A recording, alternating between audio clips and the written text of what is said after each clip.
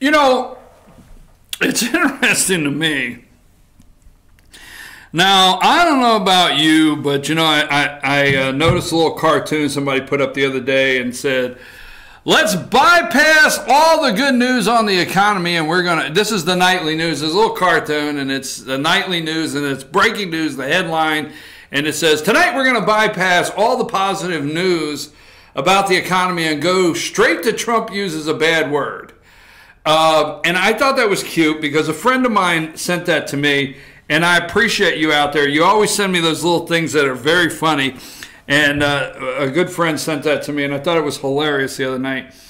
But I'm sitting here this morning, I'm thinking to myself, okay, I'm going to come in, and I'm going to do a show where I have to discuss if somebody's retarded. I swear to God. All right. So this morning, Joe and Minka, you know, they're going nuts over Bob Woodward's book. Now, the interesting thing to me is you have these kids, and I'm going to say something, and let's see, let's say millennials, okay? Let's just go here, all right? Now, in the real world, I guess it's generational, okay? Generational, I'll tell you this, okay? You get, and what is millennials? Does it go to 30, 32 now? What is the age? I mean, give me an official age of millennials. 34, 30, right? I don't know. I'm getting old. Okay, so 34 to about 24. Okay. 34 to 24. All right, so we'll go with that, okay? They cannot handle the real high-stress work environment with a different generation. Let's put it like that, okay? So let me tell you this story. Actually, Lisa can back this up. You always have to have somebody back up one of my stories, okay? But let me tell the story anyway. I'll change his name to Larry, all right? So in the morning, I managed this very large building materials place. We had about 10 trucks, 10 truck drivers. We had about 30 people at 10 trucks today. We had to get strapped down, and my rule was that the wheels of those trucks better not be on our parking lot past 7 o'clock in the morning. The trucks needed to be rolling off and touching the pavement at 6 a.m., and the last one better leave at 7 and no later. That was our rule, okay? So I had a person, let's call it chief of staff, that made that happen. So we would go in the morning at 6 o'clock, and you would have chaos, okay? Because you got 10 drivers, 10 trucks. So out of 10 drivers, 2 don't show up, and you're short 2 drivers. So you got to rearrange the load pattern, okay? To make sure you're getting all the loads out you have to. Now, I'm going somewhere with the story, okay? Then you don't have, this guy usually rides on this truck. He doesn't show, but this guy's got to have 2 guys because his delivery is going to take extra manpower. So you got all this to do in an hour. Now, if you walk in an hour, okay? You walk in that hour, you would have thought that my chief of staff, we'll call it that made the plan happen, and myself, you would think somebody was going to get hurt with the yelling. And as Meghan McCain would say, the salty words were flying. Okay? So one time when Lisa first met, and I'm probably going to be in trouble for putting her into this story, but when Lisa first met my chief of staff and myself, and she started working at the same place, Lord, I just told way too much of that story. Okay, so she thought at first that Larry and I were going to get in a fight. She came in one day and scared her to death. She thought we were going to get in a fight. We were screaming and yelling, and everything was done, and she used to laugh. She'd say, the 2 of you for an hour, if anybody walks in and doesn't know it, they would think that sooner or later one of you is going to kill the other one. And she said, as soon as the last truck leaves and is gone, Larry looks at you and says, hey, You want to go down to Shoney's to the breakfast buffet? And you say, yeah, and the two of you get in the car and go eat breakfast. She said, it's crazy.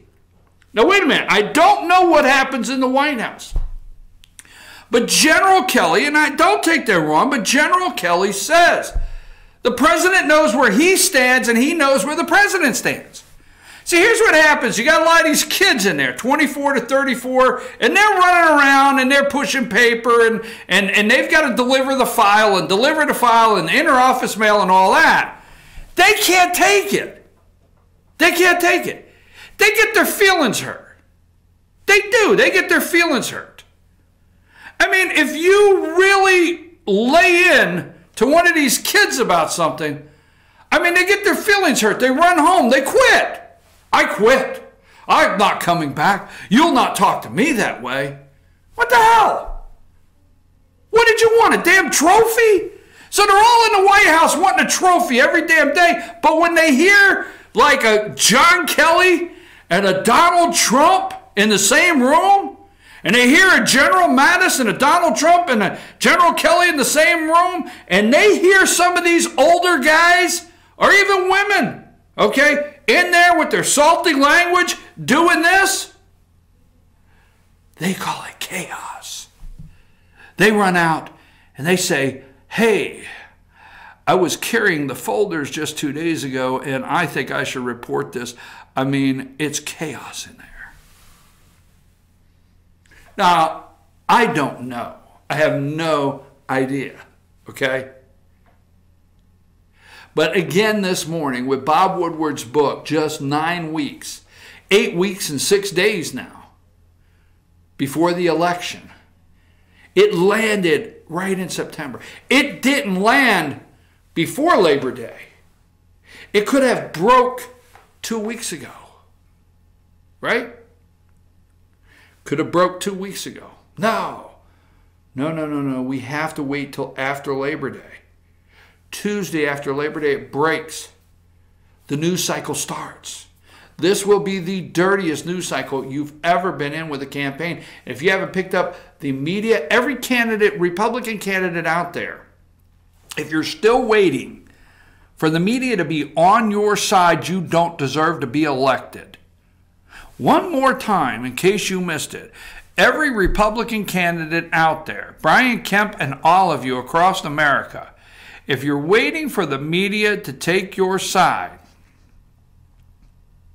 and you don't feel the media is the second opponent you have in your campaign, you don't deserve to be elected. You should not be in office, period, if you think that. So yesterday, Bob Woodward, and let's start down here. Now let's remind you of these two leftist hippies. So let's go to Woodward and Bernstein, okay? And Woodward and Bernstein, that's a black and white picture there. Woodward and Bernstein at the, where? Were they at the Washington Post then? Okay. Now Bernstein's the guy with the, long hair over there. And he has turned out to be, just my understanding, an old drunk with a gambling problem. Yeah, he's on CNN. Bernstein was just on, and this is Watergate. Don't you think it's ironic that these two are surfacing right now? Right now. These two did not surface at other times, but now they're surfacing. Why, these are your Watergate boys, Bob Woodward and Carl Bernstein.